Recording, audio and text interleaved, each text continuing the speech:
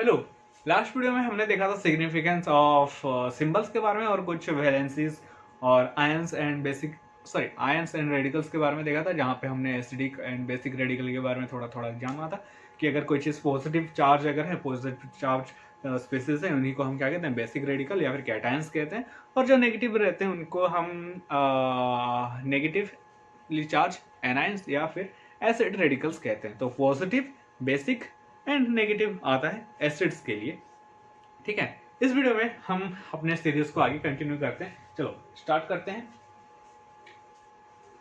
An ion or radical is classified as monovalent, divalent, trivalent and tetravalent। उसके valency के हिसाब से अगर कहीं पे मोनोवैलेंट का मतलब है, लास्ट क्लास में हमने वैलेंसी के बारे में देखा था, अगर मोनोवैलेंट अगर आए, मोनो का मतलब एक, वैलेंट का मतलब कितना कंबाइन हो सकता है, तो ये मोनोवैलेंट जो स्पेसिस है ये एक बार कंबाइन होंगे। डाइवैलेंट मतलब ये दो एटम के साथ कंबाइन होंगे, ट्राइवैलेंट तीन के साथ एंड टेट्रावैलेंट चार के साथ। ठीक है, when the number of the charges over it's 1 2 3 and 4 respectively. अगर चार्ज अगर एक रहा, ध्यान से देखो, अगर चार्ज एक रहा, Cl माइनस चार्ज अगर एक रहा, ये पॉजिटिव हो नेगेटिव हमें मतलब नहीं है, Na रहा, Na प्लस, ठीक है, तो H plus O2 minus N3 minus. तो इसके ऊपर जितना चार्ज रहा, जितना चार्ज पॉजिटिव हो नेगेटिव हमें मतलब नहीं है, जो चार्ज रहा वही चार्ज के हिसाब से ये क्या करते हैं, अपना वैलेंसी बनाते हैं, उनका वैलेंसी रहता है। तो अगर एक चार्ज रहा तो ये मोनोवैलेंट, दो चार्ज रहा तो ये डाइवैलेंट, तीन चार्ज रहा तो ट्राइवैलेंट एंड चार चार्ज रहा तो ये टेट्रावैलेंट रहा। Binary compounds are the compounds containing two और more elements. If one of two is metal and other is non-metal, then their suffix IDE is added the non-metallic atom। तो जो non-metallic atom है, हमने metal और non metal पढ़ा था, अगर कहीं पे एक मेटल हो रहा है और एक दूसरा नॉन मेटल आ रहा है, तो जो नॉन मेटल जो आया उसमें सुफिक्स क्या लगेगा, IDE। जैसे कि NaCl। अभी अभी से केमिस्ट्री थोड़ा सा इंटरेस्टिंग होना स्टार्ट हो गया, क्योंकि अभी हम क्या कर रहे हैं, थोड़ा जितना भी हमारा माल मसला था, रॉ मेटेरियल सब हमने ले लिया, अभी हम इसको अभी अप्लाई करेंगे और सीखेंगे कि केमिस्ट्री जो लैंग्वेज है वो एक्चुअल में है क्या। देखो यहाँ पे, तो जो सोडियम रहा, इसका तो सोडियम ऐसे लिखा जाएगा, सोडियम।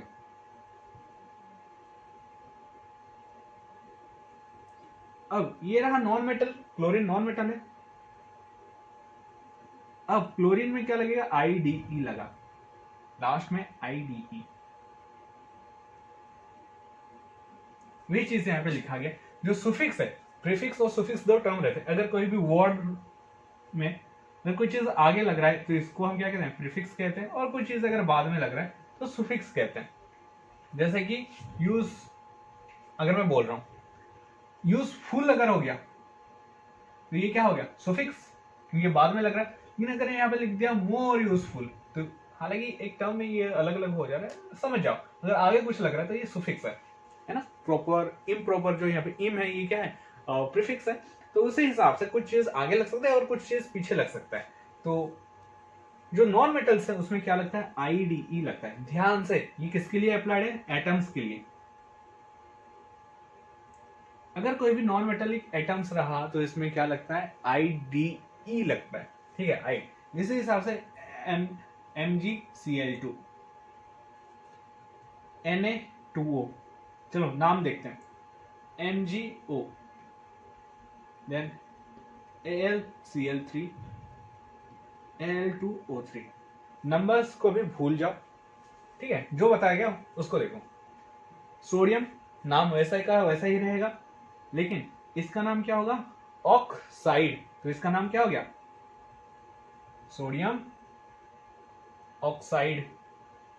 इसका नाम क्या होगा, magnesium Cl2 chloride, magnesium chloride. अगर यहाँ पे ऐसा होता है MgI2, magnesium iodide, MgBr2, magnesium bromide, magnesium bromide, IDE। ठीक है, जो नॉन मेटल रहता है, जो बाद में रहता है, उसमें हम क्या देते हैं, IDE देते हैं।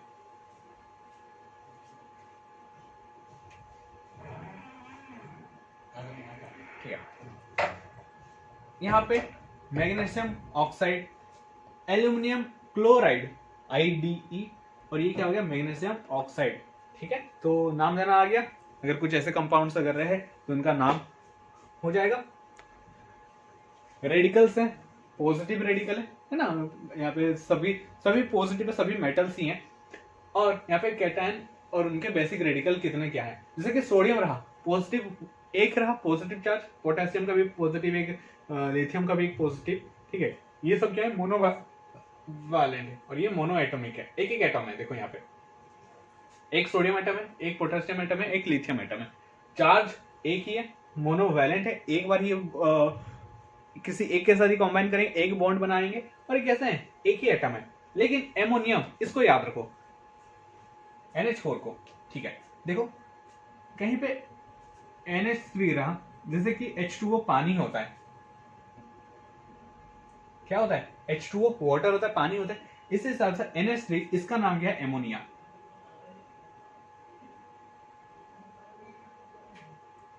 पॉजिटिव चार्ज बना तो इसलिए क्या लगा IUM। मैंने बहुत बार बोला था कहीं पे अगर पॉजिटिव चार्ज आता है तो हम उसमें क्या लगाते हैं IUM। देखो कहीं पे भी हमें ऐसा नॉर्मल मिलता ही नहीं है, sodium, potassium, lithium, aluminium, IUM लगा, IUM कैल्शियम। ठीक है, जिंक थोड़ा बहुत, अरे समझ जाओ। मैग्नीशियम IUM लगा, nickel, cobalt and aluminium and chromium. तो मोस्ट ऑफ द टाइम अगर कहीं पे भी IUM लगता है तो वो पॉजिटिव होता है। ठीक है, तो ये मेरा रूल है, कहीं बुक में ही लिखा नहीं गया, तो मैंने जितना भी देखा है ऐसा ही होता है। तो हाँ, एमोनिया से एमोनियम बना तो IUM लगा, ये आगे चल के बहुत तुम्हारे काम आएगा। तो ये क्या है मोनोवैलेंट है। देखो चार्ज कितना है, एक है, जितना चार्ज रहता है ये उतना ही उसका क्या रहता है वैलेंसी रहता है। लेकिन क्या ये मोनोवैलेंट है, मोनो एटॉमिक है, ये क्या है पॉली एटॉमिक है। यहाँ पे एक एटम नहीं है, यहाँ पे 5 एटम है, एक नाइट्रोजन एटम है और 4 हाइड्रोजन है, तो टोटल कितने एटम बने 5 एटम बने। ठीक है, इसी हिसाब से barium, calcium, zinc, magnesium, nickel, cobalt, ये सब क्या है डाइवैलेंट है। डाइवैलेंट मतलब ये दो के साथ बॉन्ड बनाते हैं और सभी क्या है मोनो एटॉमिक है। क्लियर?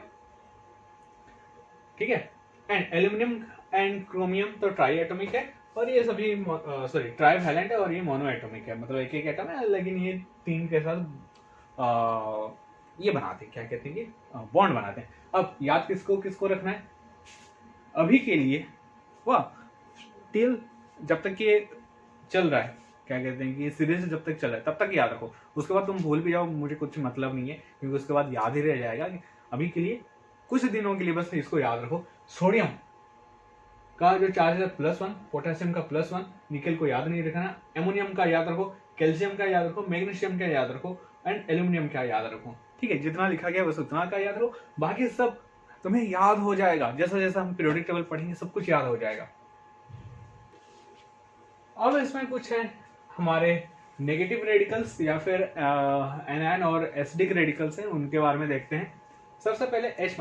हाँ, हाइड्रोजन पॉजिटिव भी ज्यादा नेगेटिव भी ज्यादा, किस केस में क्या आता है हम देखेंगे आगे। तो हाइड्रोजन क्या रहा मोनोवैलेंट रहा, मोनो एटॉमिक रहा। Chlorine mono atomic and monovalent है। ठीक है, तो क्लोरीन, ब्रोमीन, आयोडीन, ये सब क्या है मोनोवैलेंट और ये मोनो एटॉमिक है। Sulphide, oxide and nitride IDE।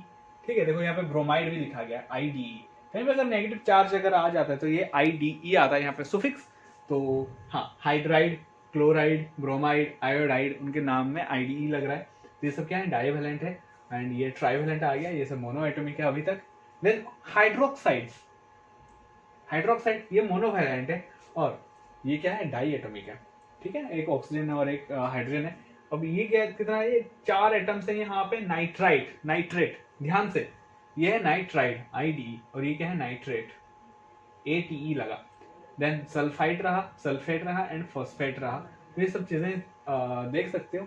वाह, इंपॉर्टेंट अगर बोलो तो कुछ को याद रखना है, जैसे कि इसको याद रखो, देन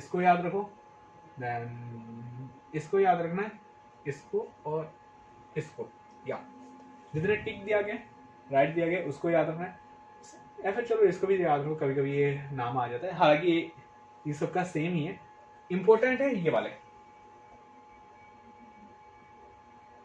इनको तुम्हें याद रखना पड़ेगा।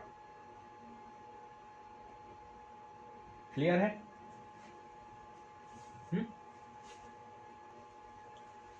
Those metallic elements which shows variable valencies form positive ion carrying different charges. The ions carrying lower charge gives the suffix os, and the ions with higher charges giving the suffix ik, or the value of the charge shown by Roman numerals. अच्छा जी, ऐसा भी देखा गया कि कुछ जो metals हैं, कुछ ऐसे भी मेटल्स हैं जिसका जो वैलेंसी रहता है एक वैलेंसी नहीं रहता, एक से ज्यादा वैलेंसी रहता है। देखिए सोडियम हमेशा +1 एक उसका वैलेंसी रहा, हमेशा एक वैलेंसी रहा। लेकिन कुछ ऐसे भी मेटल्स हैं जो कि उनका एक वैलेंसी रहता ही नहीं है ना। जैसे कि आयरन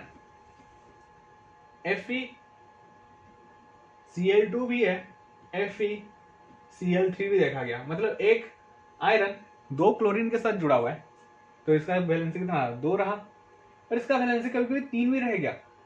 तो जिसका वैलेंसी कम है, ठीक है, जिसका वैलेंसी कम है उसको OUS दिया गया नाम, लोअर वैलेंसी को OUS दिया गया, और जो ज्यादा बड़ा है, ज्यादा चार्ज है जिसमें, उसको इक दिया गया। तो इसका नाम क्या रहेगा? फेरस, फेरम था इसका साइंटिफिक नेम है ना, एक्चुअल नेम फेरम था, तो इसका नाम क्या है? फेरस, RROUS, और इसका नाम हो जाएगा फेरिक।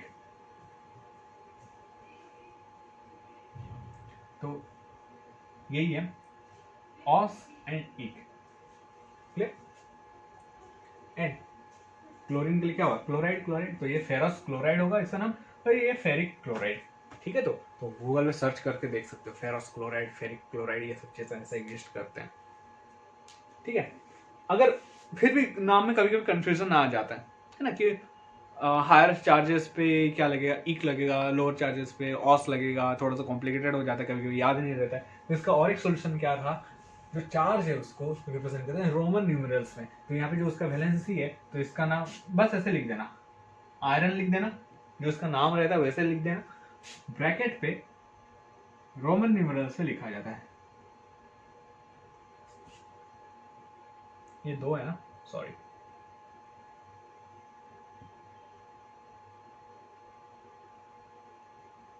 ठीक है।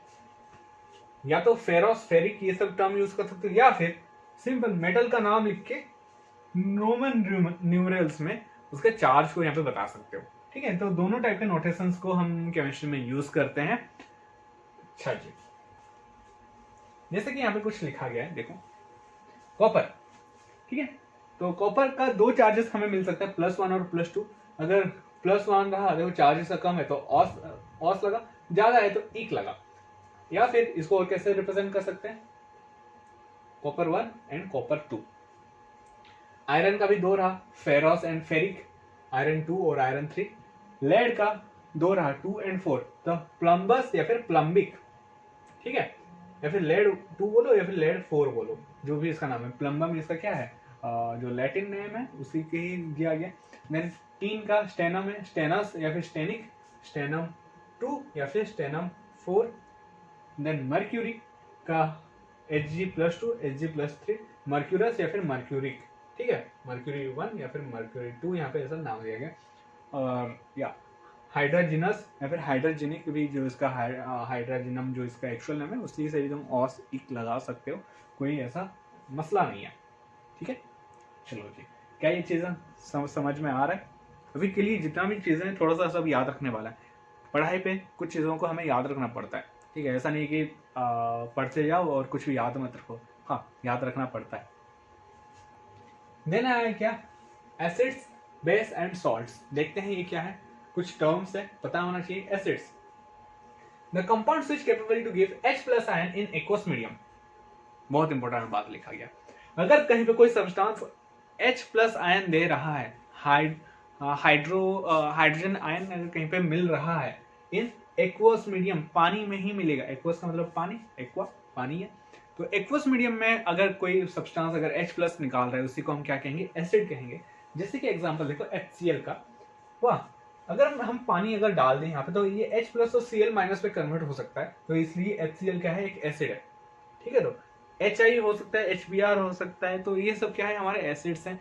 हाँ ठीक है, तो अभी के लिए याद मत रखना इन सब चीजों को, अभी बस पता होना चाहिए कि कुछ ऐसे सब्सटेंस एसिड किसे कहते हैं जो H प्लस निकालते हैं। ठीक है, अब बेस कुछ ऐसे सब्सटेंस है जो कि पानी में आते हुए OH माइनस निकालते हैं। हाइड्रोक्साइड आयन पीछे देखा था हमने, जो ऐसा सब्सटेंस है जो कि एक्वस मीडियम में हाइड्रोक्साइड आयन निकालते हैं, जैसे कि यहाँ पे लिखा गया NaOH, पानी में डाल दो तो Na प्लस OH माइनस निकला, तो इसलिए क्या रहा, ये एक बेस रहा। तो HCl एसिड है, NaOH क्या है, बेस है। ठीक है, एसिड और बेस का टर्म्स पता होना चाहिए। लास्ट में आता है salt. Salt are the compounds which is formed from acid and base. तो एसिड और बेस को अगर मिला दोगे, एसिड और बेस को अगर मिला दोगे तो यहाँ पे एक रिएक्शन होता है न्यूट्रलाइजेशन रिएक्शन, बहुत बहुत बहुत इंपॉर्टेंट है।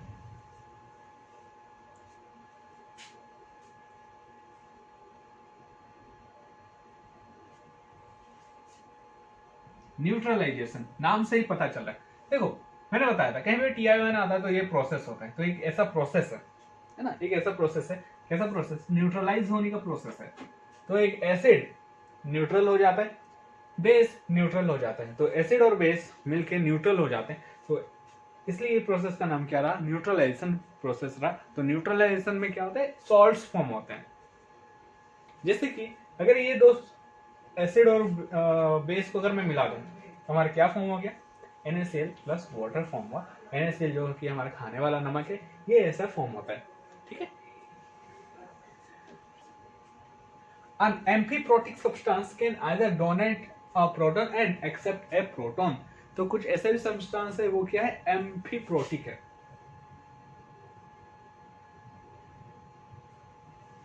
एम्फीप्रोटिक, एम्फीबियन पता है तुम्हें, जो कि जमीन पे भी रहते हैं, जो पानी में भी रहते हैं, जो दोनों जगह पे रहते हैं, उन्हीं को हम क्या कहते हैं, एम्फीबियंस कहते हैं। उसी से इसको लिया गया एम्फीप्रोटिक। एम्फी का मतलब जो दोनों जगह पे, एसिड भी हो सकता है, बेस भी हो सकता है, और प्रोटिक का मतलब जो प्रोटोन होता है, प्रोटोन मतलब H प्लस, उसी को हम प्रोटोन कहते हैं। तो कुछ ऐसा सब्सटेंस जो कि H प्लस दे भी सकते हैं, H प्लस ला भी सकते हैं। देखो donate proton and accept proton, H plus दे भी सकते हैं और H प्लस ला भी सकते हैं, ये दे सकते हैं और ये ला सकते हैं। तो ऐसे सब्सटेंस को हम क्या कहेंगे, एम्फीप्रोटिक कहेंगे। जैसे कि एग्जांपल रहा NH3, ये कभी कभी एक हाइड्रोजन दे देता है, तो क्या फॉर्म होगा, N, देखो H प्लस दे दिया, ठीक है, अगर कहीं से प्लस जा रहा है यहाँ पे क्या होगा, नेगेटिव हो जाएगा। एक हाइड्रोजन गया था तो दो हाइड्रोजन यहाँ पे बचे, क्लियर है। या फिर NH3 प्लस H प्लस को अभी ये क्या कर दिया, एक्सेप्ट कर दिया, तो ये न्यूट्रल था, H प्लस आ गया, तो टोटल कितना हाइड्रोजन बना, 4 हाइड्रोजन बना और minus charge, sorry positive charge. तो इसका नाम क्या रहा, एमोनियम रहा, एमोनिया था ये, इसलिए एमोनिया को हम बहुत ज़्यादा स्टडी करते हैं। क्या है, एक एम्फीप्रोटिक है, कभी कभी H प्लस देता है, कभी कभी देता है। हमारा पानी भी H2O,